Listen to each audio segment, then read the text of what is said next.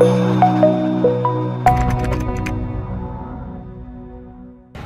حتى تفهم سنن الله.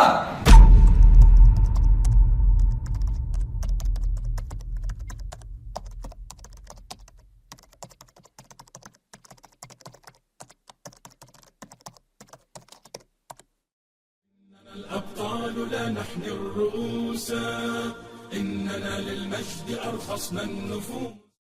اکنون بیایید نتیجه گیری کنیم. ما سه روش در مذهب‌های معروف عقیده داریم. یکم، اهل اثر. آنها صفت فعل را تصدیق میکنند و معنای ظاهری را میپذیرند، ولی به هر حال نه همه حنبلی ها به اهل اثر داخل میشوند.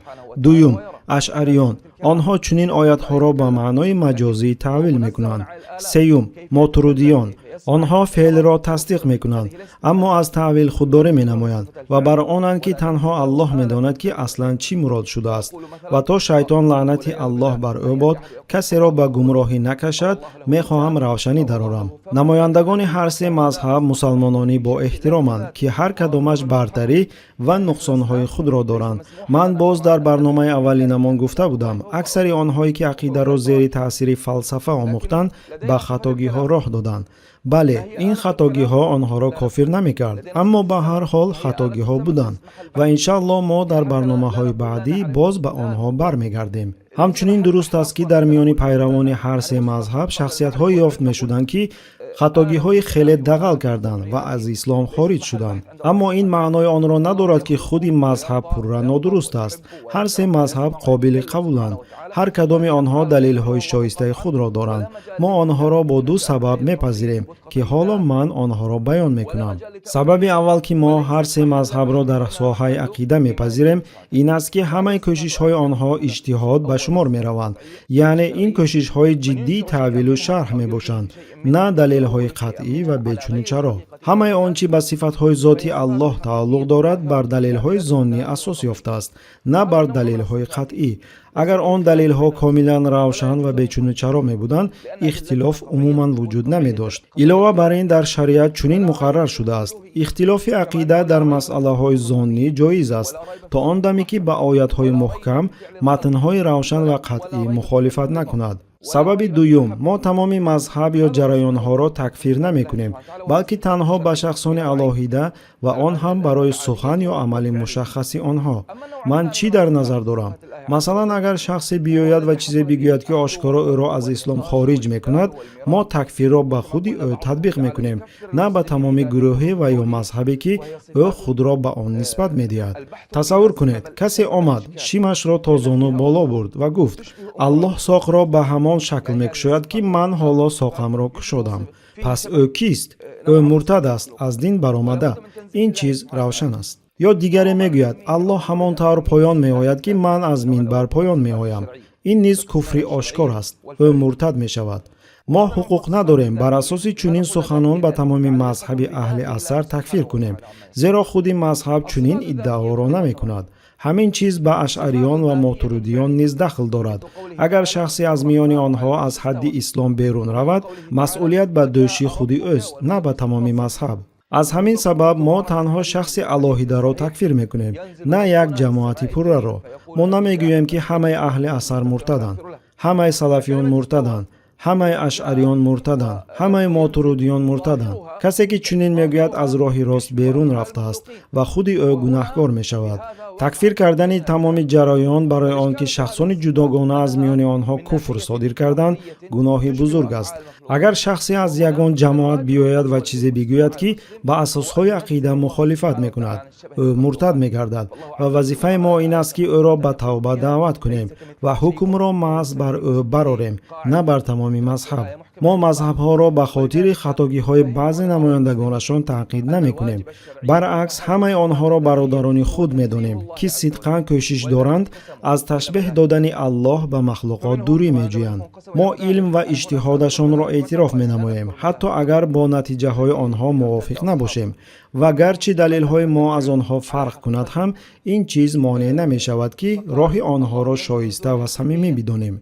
حالا بیایید به یک نوآوری که امروز در باب عقاید، فکر و سپهر شده است نظر افکنیم. ما می‌بینیم که یک قطار شخصان گمراه پیدا شدند که مسلمانان را به مقابله با یکدیگر تشویق می‌کنند.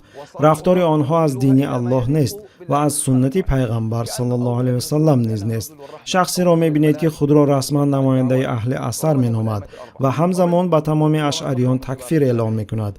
یا شخص دیگر را می‌بینید که خود را اشعری می‌نامد و همان زمان همه سلفیان و ماتوریدیان را کفر اعلام می‌کند. همین طور شخصانی نیز هستند که خود را ماتوریدی نام میبرند و همه دیگران را تکفیر میکنند. بدانید همه این شخصان شخصیت‌های شبهه‌ناکند. روش آنها ضررآور است. موقع آنها خطرناک. ما کتاب‌های امامان معروف را مطالعه می‌کنیم، چی حنبلی باشد، چی اهل اثر، چی اشعری و چی ماتوریدی. بله، ما ابن تیمیه را نیز مطالعه می‌کنیم. الله او را رحمت کند. گرچند بعضی‌ها او را در کفر عیبدار می‌کنند. ما مطالعه می‌کنیم و می‌بینیم که یگان از این امامان به تمام جریان‌ها تکفیر نبرآورده است. برای خطاگی‌های شخصان علاهیده جستجو نکرده است تا از روی آنها تمام جماعت‌ها را محکوم کند. اختلاف‌ها بین مذهب‌ها در ساحه عقیده به اساس‌های دین اسلام دخل ندارند، به حقیقت‌های قطعی دخل ندارند. این اختلاف‌ها تنها در مسئله‌های ظنی میباشند که در آنها اجتهاد جایز است. مثلا کلمه استوا، همان کلمه‌ای که در آیت آمده است، رحمان بر عرش استوا کرده است. این کلمه متشابه است، یعنی نامعین. آن چند معنای امکان پذیر دارد و هر عالم معنایی را انتخاب میکند که درست‌تر و سزاوار الله میداند. بله، عقیده ها گوناگونند، اما این گوناگونی عقیده شخص را از اسلام خارج نمیکند تا آن دمی که کسی به الله چیزی نسبت نداده است که به او کاملا ناموافق است. مثلا گفته است که الله به مخلوقات مانند است، به او جسمیت نسبت داده است یا او را با مخلوق برابر کرده است. همین طور کلمه ید در آیات ها نیز آمده است و آن متشابه است و اختلاف در فهمش آن کفر نیست تا دمی که از حد اجازت گذشته نرود. از همین سبب در یاد داشته باشید تا دمی که شما تنزیه میکنید، یعنی الله را به مخلوقات مانند نمیکنید، ما بر شما تکفیر نمیکنیم، حتی اگر تعویل شما از کلمه های مثل دست، برخاسته، کنار، آمد با تعویل ما فرق کند. ما به مسلمان برای عقیده در مسئله که اختلاف و اجتهاد امکان پذیر است تکفیر نمی کنیم. ما بر تمام جماعت یا جریان ها تکفیر نمی کنیم. ما به شخص علاهیده نظر می کنیم و تنها اگر کفر در او آشکار باشد حالت او را علاهیده تحلیل می کنیم. اما در این نیز یک ترتیب وجود دارد. تکفیر پورا به مصلحت قاضیان شرعی، دادگاه شرعی نیاز دارد که کفر دقیق معین کرده شود و حکم را متخصصان صادر کنند. اما آن چیزی را که امروز در اینترنت می‌بینیم، وقتی بعضی بلاگران ویدیوها را با تکیه به جمله‌های کنده شده، اسکرین شات‌ها، لوحه‌ها ثبت می‌کنند و در همان ویدیو بر تمام انسان‌ها تکفیر اعلان می‌کنند. این تکفیری آنلاین است و با شریعت یگان ارتباط ندارد. با یک ویدیو به تفتیش به دادگاه نمی شود شخص را مرتد اعلام کرد. تکفیر این قرار جدی است که عاقبت‌های آن هم جدی است. جدا شدن عائله، بیکار شدن نکاح، رد شدن مراسم دفن، ممنوعیت در میراثبری. از همین سبب همان طوری که گفتیم اعلان تکفیر به روند دادگاهی قابل قبول نیست و انشاءالله در برنامه آخرین سلسله همان ما یک محاکمه علاهیده را درباره مرتدی و خارج شدن از اسلام بخشیده خواهیم کرد. پیش از آن که برنامه امروزه ما را جمع بست کنیم میخواهم توجه شما را به یک مشکلی خیلی مهم جلب کنم که افسوس بسیاری حتی به آن اهمیت نمیدهند. این مشکل جریان بزرگ دروغ است که بر روی عالمان شناخته اسلام پهن می شود. امروز حتی بسیاری از دانشجویان دانشگاه‌های اسلامی و بعضاً عالمان از جمله آنهایی که ارزش و شأنشان را ثابت کردند به آن اهمیت نمیدهند که همان طوری که گروه‌هایی بودند که حدیث‌ها را تغییر می‌دادند، گروه‌ها و شخصیت‌هایی نیز بودند که اختصاصشان به دروغی نسبت به امامان بود، سخنان آنها را تغییر داده و عقیده آنها را با دروغ انتقال می‌دادند. همین طور کتاب‌های کامل پیدا شدند که در آنها اقتباس‌های دروغگویان آورده می‌شد. شخصانی که مثلا بر ضد امام شافعی دروغ می‌بافتند. یکی می‌تواند بگوید من شاگرد شافعی بودم و شهادت می‌دهم که او در این و آن مسئله گمراه شده است و واقعاً هم او در زمان شافعی زندگی می‌کرد. اما این چیزی را اثبات نمی‌کند که او دروغگو بود و سخنانش سزاوار اعتماد نیست. همین چیز را بر ضد امام مالک نیز می‌گفتند و افسوس بسیاری از دانشجویان، فقیهان و حتی عالمان معروف این اقتباس‌های دروغ را نادرست همچون حقیقت قبول کرده پهن می‌کردند. برای شما یک مثال روشن می‌آورم. امام ابن قیم الله او را رحمت کند، عالم با علم بزرگ و یکی از دانشمندان پیشقدم در فقه بود.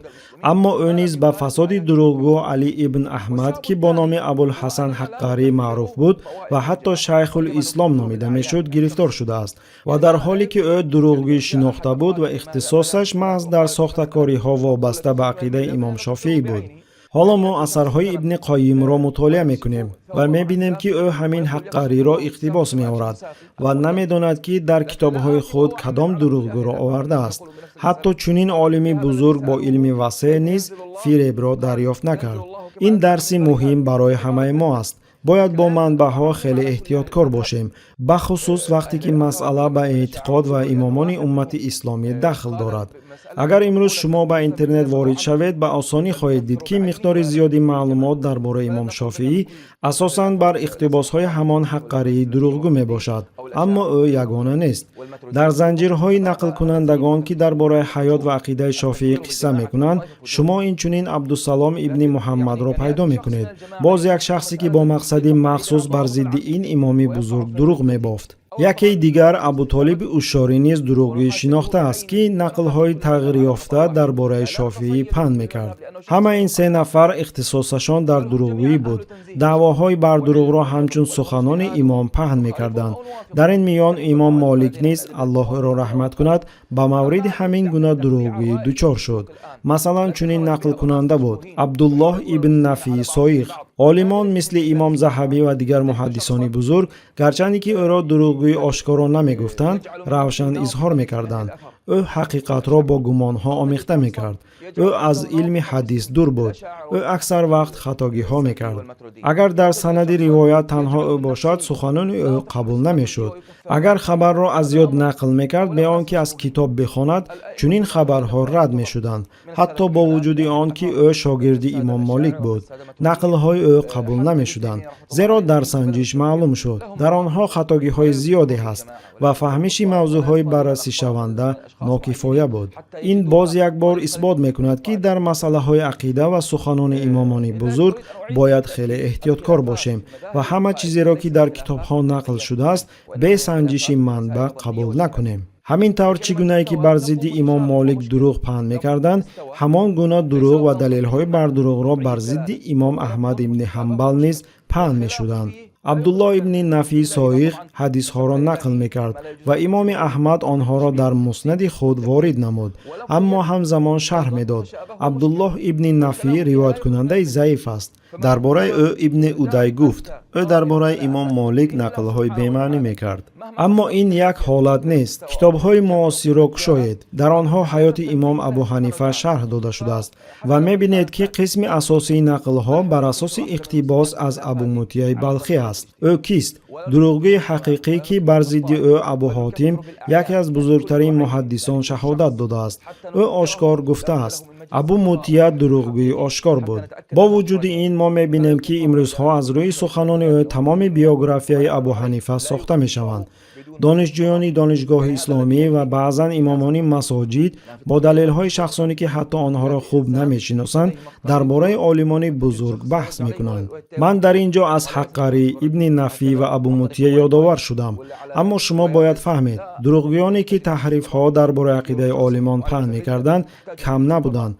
همان قدر بودند که حدیث ها را ساخته و تغییر میدادند. این واقعا حیرت آور است. بسیاری به سنجش حدیث ها جدی نظر میکنند، سندها را میسنجند، اعتمادناکی آنها را میآموزند، اما همزمان کاملا سنجش نمیکنند که منبع هایی که سخنان عالمان درباره عقیده توسط آنها میرسند تا چه اندازه با اعتمادند. این خطای بزرگ است. اگر ما بخواهیم که پاکی و عدالت دین را حفظ کنیم و به عالمان خود عدالت داشته باشیم، бояд дар масъалаҳои ақида ҳамон қадар эҳтиёткор бошем, чӣ тавре ки дар интиқоли ҳадисҳо ҳастем. Ин рӯйдод, ки имрӯз садҳо дурӯғгӯ ва дурӯғпардозон суханони онҳо ва гумонҳояшон дар интернет фаъолона паҳн мешаванд ва ҳамон тавре ки дар гузашта буд, имрӯз низ гурӯҳҳое вуҷуд доранд, ки бо мақсади махсус суханони олимони бузурги уммати исломиро, махсусан онҳое ки 4 мазҳаби асосиро таъсис доданд ва инчунин имом ибни Таймияро Аллоҳ ӯро раҳмат кунад тағйир дода, дар ҳаққи онҳо сохтакорӣ мекунанд. Аз ҳамин сабаб вақте бо касе нишастаед ва ӯ бигӯяд қасам ба Аллоҳ имом Шофиӣ чунин гуфт, имом Молик ё Аҳмад ё Абу Ҳанифа чунин гуфт, ибни Таймия инро таъкид кард. дар ёд дошта бошед, шумо набояд чунин суханонро бе санҷиши манбаъ қабул кунед ва махсусан дар бораи ибни Таймия. Имрӯз назар ба дигар олимон дар ҳаққи ӯ бештар дурӯғ паҳн мешавад. Ақидаи ӯ тағйир дода мешавад, ба ӯ чизеро нисбат медиҳанд, ки ӯ нагуфтааст. Ва ҳамаи ин ба он сабаб аст, ки Аллоҳ ба хотири хизматҳояш шӯҳрат дод, ки мисли нур дар саҳро медурахшад. аз ҳамин сабаб вақте китобҳоро мекушоед ё манбаъҳои интернетиро мехонед, мумкин аст фикр кунед, ки ибни Таймия худаш ба худ мухолифат мекунад. аммо ин танҳо бо ӯ нест. ҳамин ҳолат бо имом Шофиӣ, имом Молик, имом Аҳмад ва Абу Ҳанифа низ вуҷуд дорад. бузургтарин мушкил, ки имрӯз ба илмҳои исломӣ расидааст, ин дурӯғ ва таҳрифҳоест, ки бар олимон ва ақидаи онҳо равона шудааст ва ин мушкил бояд фавран ҳал карда шавад. мо бояд муайян кунем, ки кӣ дурӯғгӯ буд, кӣ шахси шубҳанок ва кӣ нақлкунандаи боэътимод буд. ба ҳамин тартиб лозим аст, ки иснодҳоро тасниф кунем, дурӯғро аз ҳақиқат ҷудо кунем. ҳамон тавре ки оҳангар аз тафола, мис ё пӯлоди покро ҷудо мекунад. танҳо дар он ҳолат мо метавонем покии динро ҳифз кунем ва мероси имомони бузургро бе таҳриф нигоҳ дорем. ва ниҳоят шарқшиносоне ҳастанд, ки бо мақсади махсус воқеиятҳои таърихӣ ва китобҳои ақидаро таҳриф мекунанд. онҳо саҳми бузург дар паҳн кардани ошуфтагӣ гузоштанд, аммо афсӯс зарари онҳо низ кам набуд.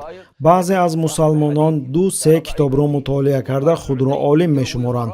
ҳоло онҳо ақидаи Абу Ҳанифа, Шофиӣ, Моликро рад мекунанд. суханони касонро бе санҷиш иқтибос мекунанд ва ҳатто эҳтимолан бо эҳтиёти комил дурӯғ паҳн карда мардумро гумроҳ мекунанд. аз ҳамин сабаб дар ёд дошта бошед, вақте касе ба шумо мегӯяд ин олим чунин гуфт, фавран эътимод накунед. бисанҷед, пурсон шавед, ин сухан аз куҷо гирифта шудааст, кӣ инро гуфтааст. тавсифи зиндагии нақлкунандаро санҷед, дар бораи ӯ ҳамзамонон ва шахсони боэътимод чӣ гуфта буданд. як маҷмӯи меъёрҳо таҳия кунед, ки бар асоси онҳо дурӯғро ҷудо карда метавонед, ҳатто агар он дурӯғ аз шахсе биёяд, ки дар умум сазовори эътимод аст. чун ҳатто шахси боэътимод метавонад қурбонии фиреб шавад, мисли ибни Қаййим, ки бе донистан дурӯғи ҳаққариро дар бораи имом Шофиӣ иқтибос кард. ва дар охир биёед хулосаи барномаи имрӯзаро баррасӣ кунем. аввалан, сифатҳои Аллоҳ ба ду қисм тақсим мешаванд. қисми якум, ин сифатҳои тасдиқшуда бо матнҳои қатъӣ мебошанд, ки ҳам асоси қатъӣ доранд ва ҳам ишораҳои равшан ва возеҳ доранд. мисолҳои чунин сифатҳо илми Аллоҳ, раҳм, ҳамчунин амалҳо мисли офаридан, ризоият, ғазаб, сухан гуфтан, ҳамаи ин сифатҳо возеҳ ва тасдиқшуда ҳастанд ва байни мусалмонон ихтилоф вуҷуд надорад. қисми дуюм, ин сифатҳои гумондошта мебошанд, ки талаботи диққати бештар доранд. он низ ба ду гурӯҳ тақсим мешавад. сифатҳое ки ба худи Аллоҳ дахл доранд, мисли даст, чашм ва амалҳо мисли бархостан, фаромадан.